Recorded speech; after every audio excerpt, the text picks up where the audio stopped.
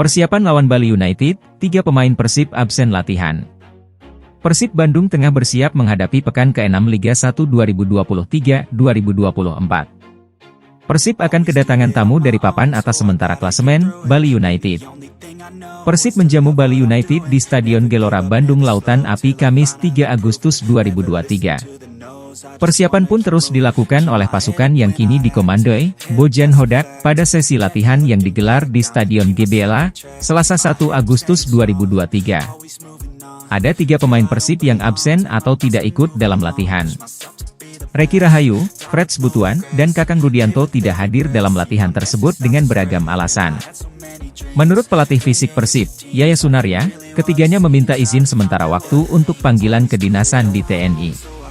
Sedangkan Kakang sedang menempuh pendidikan polisi. Selebihnya kondisinya baik menjelang pertandingan menghadapi Bali United nanti. Semuanya baik, tidak ada yang cedera, kata pelatih lulusan FOK UPI tersebut dikutip dari laman resmi Persib. Pada sesi latihan hari ini, tampak hadir pemain asing baru, Levi Madinda. Dilaporkan, pemain asal Gabon tersebut menikmati program latihan keduanya bersama Persib.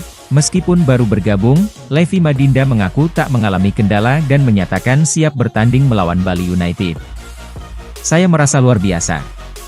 Saya tidak merasa lelah. Saya senang bergabung dengan Persib," ungkap Levi Madinda.